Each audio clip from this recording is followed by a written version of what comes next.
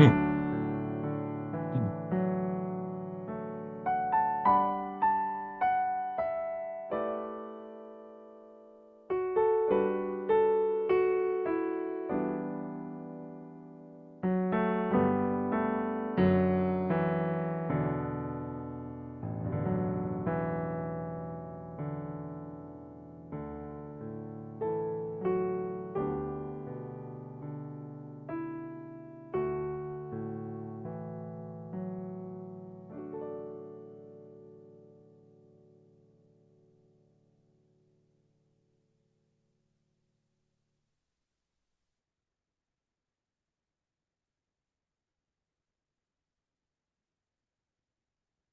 1월 25일 목요일 말씀 선책 오신 여러분들 주님 이름으로 환영하고 축복합니다.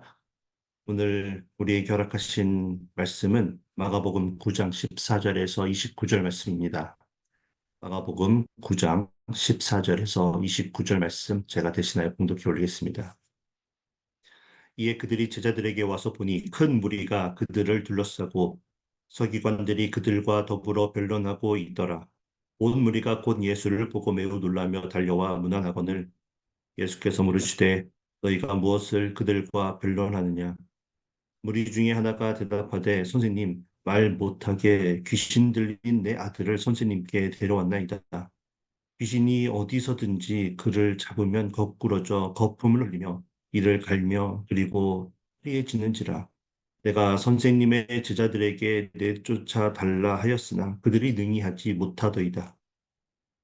대답하여 이르시되 믿음이 없는 세대여 내가 얼마나 너희와 함께 있으며 얼마나 너희에게 참으리요 그를 내게로 데려오라 하시매 이에 데리고 오니 귀신이 예수를 보고 곧 그 아이로 심히 경련을 일으키게 하는지라 그가 땅에 엎드러져 구르며 거품을 흘리더라. 예수께서 그 아버지에게 물으시되 언제부터 이렇게 되었느냐 하시니 이르되 어릴 때부터입니다. 귀신이 그를 죽이려고 불과 물에 자주 던졌나이다. 그러나 무엇을 하실 수 있거든 우리를 불쌍히 여기사 도와 주옵소서. 예수께서 이르시되 할 수 있거든이 무슨 말이냐? 믿는 자에게는 능히 하지 못할 일이 없느니라 하시니 곧 그 아이의 아버지가 소리를 질러 이르되 내가 믿나이다. 나의 믿음 없는 것을 도와 주소서 하더라. 예수께서 무리가 달려와 보이는 것을 보시고 그 더러운 귀신을 꾸짖어 이르시되 말 못하고 못 듣는 귀신아 내가 네게 명하노니 그 아이에게서 나오고 다시 들어가지 말라 하시매 귀신이 소리 지르며 아이로 심히 경련을 일으키게 하고 나가니 그 아이가 죽은 것 같이 되어 많은 사람이 말하기를 죽었다 하나 예수께서 그 손을 잡아 일으키시니 이에 일어서니라. 집에 들어가심에 제자들이 조용히 묻자오되 우리는 어찌하여 능히 그 귀신을 쫓아내지 못하였나이까?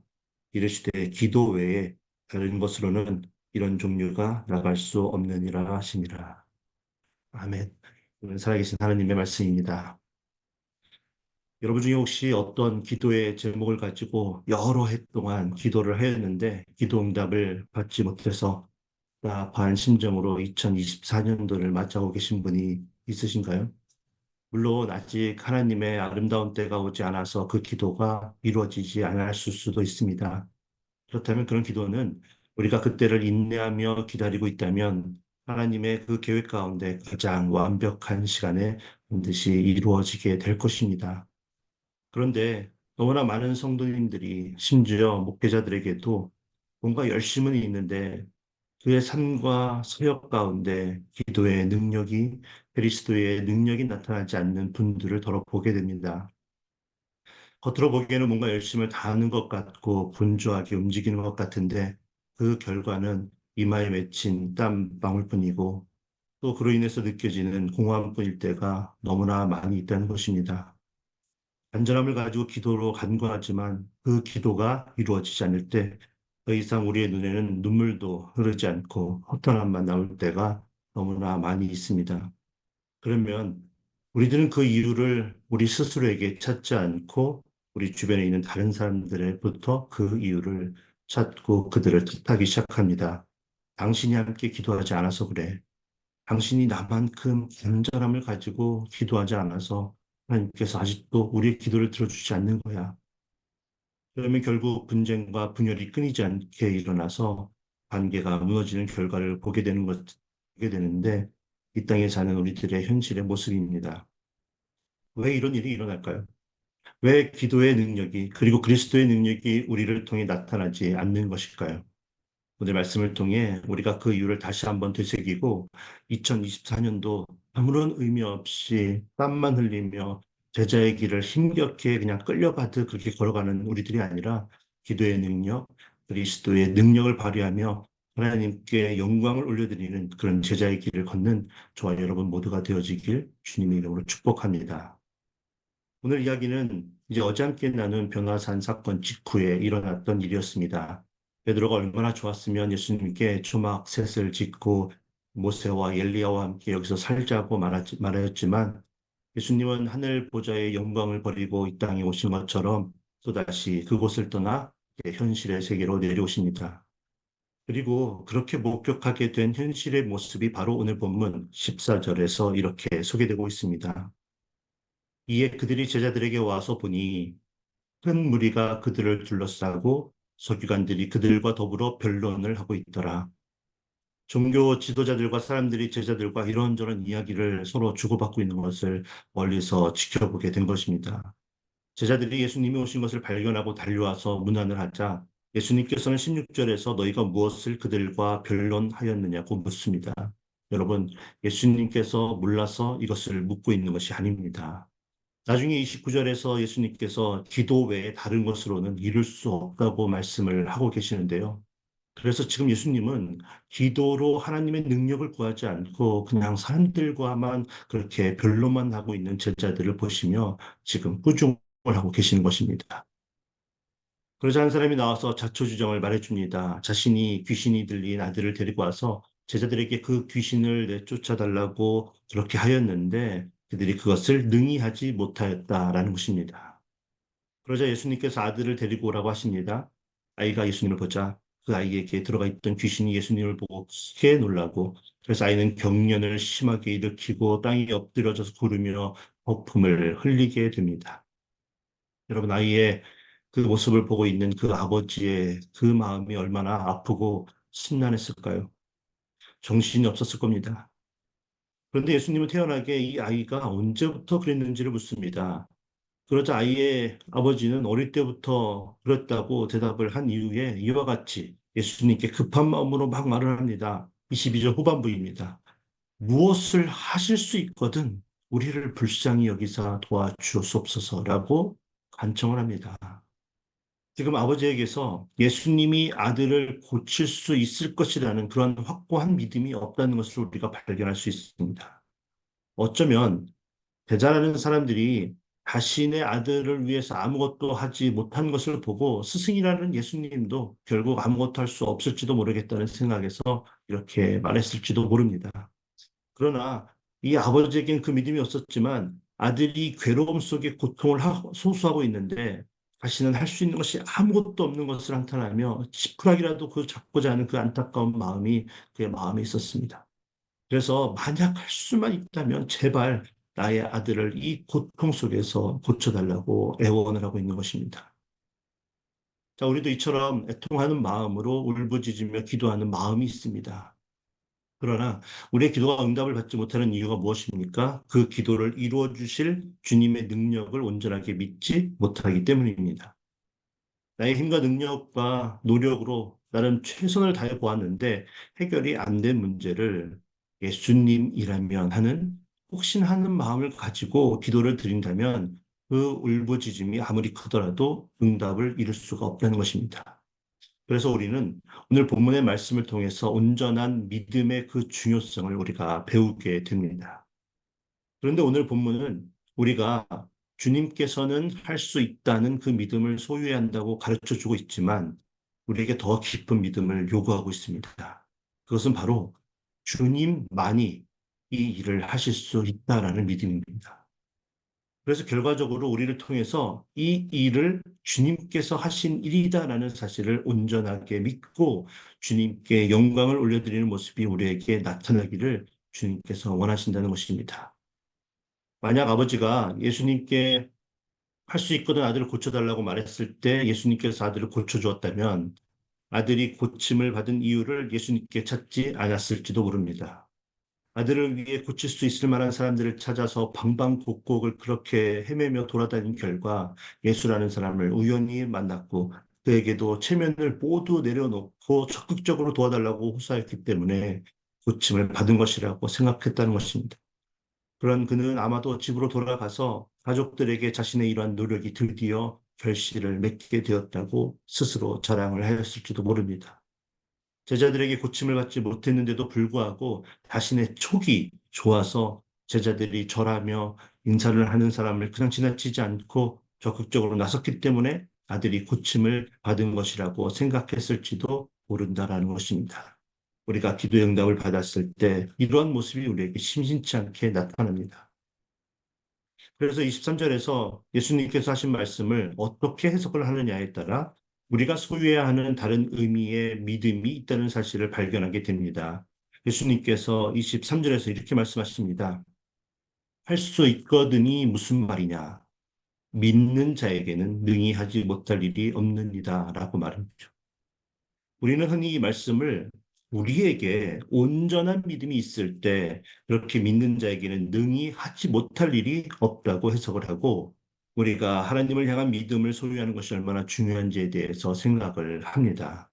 그런데 이렇게 해석을 하는 경우에 다음 구절인 24절을 매끄럽게 해석이 되지 않는 것을 발견합니다. 왜냐하면 한 문장에 상반되는 그런 문장이 들어가 있어서 모순적이기 때문입니다. 24절에 보니까 아버지가 내가 믿나이다 라고 막 소리를 지릅니다. 일단 아들은 고쳐야겠고 믿는 사람에게는 능치 못할 일이 없다고 하니까 일단 큰 소리로 믿겠다고 소리를 지르고 있습니다. 그런데 곧바로 이어서 아버지가 말하는 것이 나의 믿음 없는 것을 도와주소서라고 말을 합니다. 자신은 예수님께서 고쳐주실 것을 믿는다고 말해놓고는 곧바로 자신은 믿음이 없다라고 말을 한 것입니다. 그래서 믿는 자의 주체가 아버지라고 설정을 하고 24절을 이렇게 잘 해석을 해보면 나는 주께서 나의 아들을 고쳐주실 것을 믿습니다. 하지만 아직은 나의 믿음이 연약하니 나의 이 연약함을 불쌍히 여겨주시고 이번만 좀 꼭 도와주시옵소서라고 호소를 하는 것으로 우리가 또 해석을 할 수 있겠습니다. 나의 믿음의 연약함을 솔직한 마음으로 고백하며 주님께 호소함으로 나의 믿음도 중요하지만 사실은 주님의 자비하심과 그 은혜가 더 중요하다는 것을 지금 강조해주고 있습니다. 여러분, 우리의 기도의 노력과 간절함, 또 하나님께서 우리의 기도를 들어주실 거라는 이 강한 확신과 믿음이 매우 중요합니다. 그 노력의 대가가 그런데 반드시 그 기도 응답으로 따라오는 것은 아니라는 것을 우리가 명심해야 합니다. 그러면 이렇게 새벽에 하나님의 말씀을 듣고 기도의 자리로 나오는 저와 여러분들의 기도는 무조건 응답을 받아야겠죠.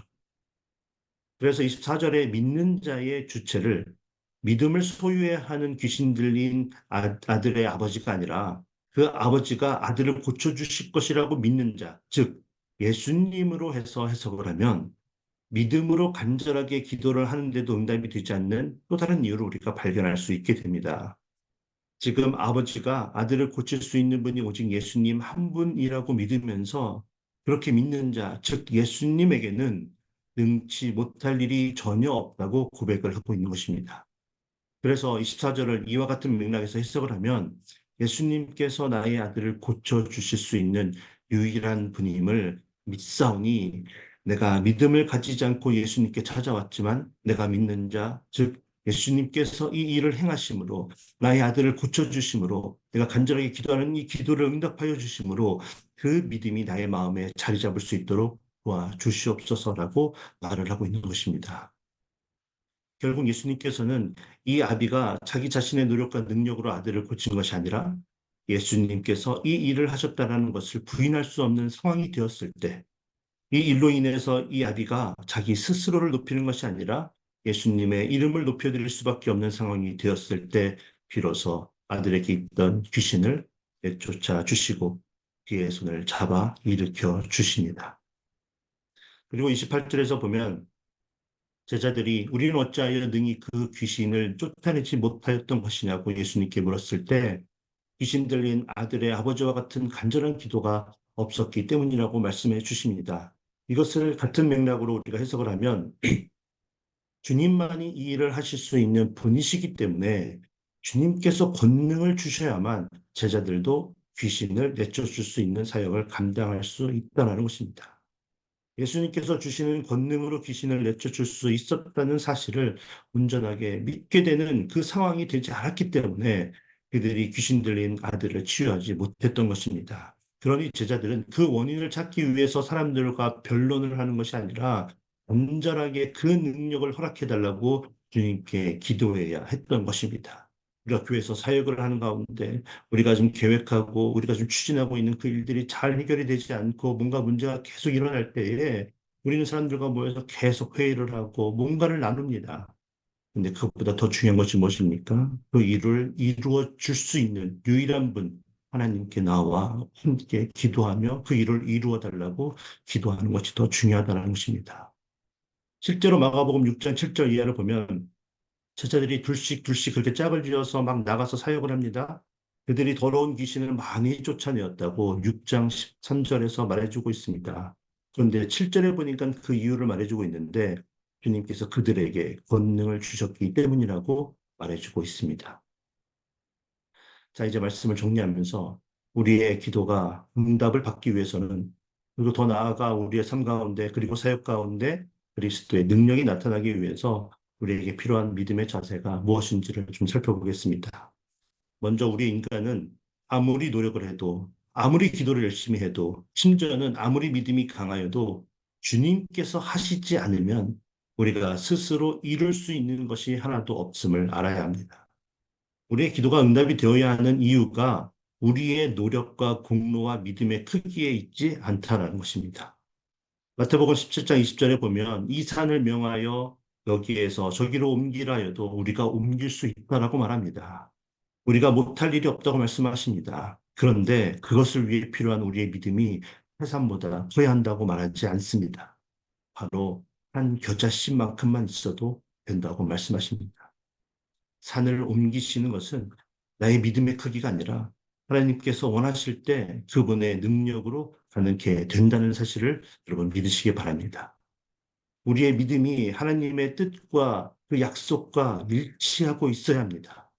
우리를 사랑하시고 우리에게 은혜를 베풀어 주시는 하나님이시라는 것을 믿고 그렇기 때문에 우리가 원하는 것은 무조건 들어주실 것이라고 생각하며 기도를 하기 때문에 능력이 나타나지 않는 것입니다. 우리가 기도가 응답이 되지 않는다고 계속해서 투덜대는 것입니다. 여러분, 우리 아이들이 사탕을 달라고 아무리 간절하게 애원하고 한다고 하더라도 부모의 뜻에 더 이상 오늘은 사탕은 안 된다고 판단이 된다면 못 먹도록 막는 것이 아이들을 향한 사랑의 모습이지 않습니까? 아이들은 부모님을 원망하겠죠. 사랑하지 않는다고 말하겠죠. 어쩌면 우리에게 친부모가 맞느냐고 따져 물을지도 모릅니다. 그래도 들어줄 수 없는 건 들어주어서는 안 되는 것입니다. 하나님의 뜻과 하나가 되어서 그 기도의 응답을 통해 하나님께서 영광을 받게 된다면 하나님께서는 반드시 우리의 기도에 응답하여 주실 것입니다. 우리에게 필요한 믿음은 작더라도 그런 진정한 그 믿음이 우리에게 필요한 것입니다. 그리고 우리는 하나님의 뜻과 우리의 기도를 하나로 일치시키기 위해서 제자들과 같이 문제를 해결하기 위해 다른 사람들과 변론하는 것에 시간을 허비하지 말고 하나님의 뜻을 구하는 기도를 드려야 합니다. 하나님의 말씀을 듣고 묵상하는 것에 계속해서 힘써야 합니다. 우리가 이런 노력을 하고 진실되게 하나님의 영광을 위해 기도의 응답을 간구한다면 능치 못하실 일이 전혀 없으신 전능하신 주 우리 하나님께서 우리의 모든 간구도 우리의 모든 생각도 우리의 모든 꿈과 모든 소망도 진실하게 이루어 주실 것입니다.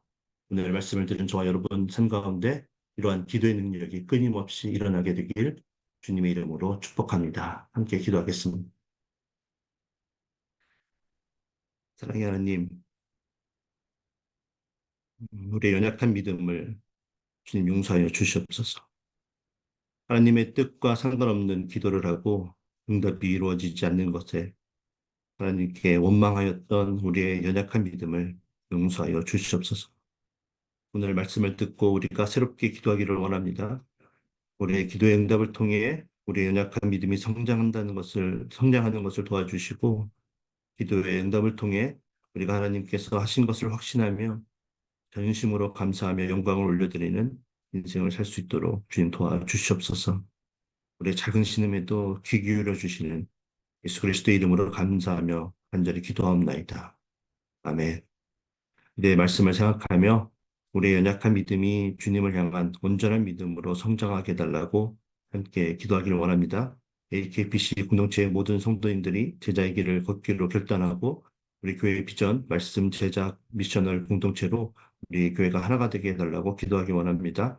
우리 AKPC 모든 성도님들이 온전한 믿음을 소유하기 위해서 기도와 말씀에 게으르지 않게 해달라고 기도하기를 원합니다. 1월에 남강호 선교사님 위해서 각 목장에서 호환하는 선교사님들의 사역과 가정을 위해서 기도해 주시고 성도님들 중에 치유와 회복을 위해 지금 정말 간절한 마음으로 기도하며 그 기도 응답을 기다리며 애쓰고 있는 우리 헌어분들 위해 함께 기도하고 그 외에도 여러 가지 어려움들 위해서 힘든 시간 보내고 있는 성도님 위해 함께 마음을 다하여 기도하고 세상으로 나아가도록 하겠습니다. 기도합니다.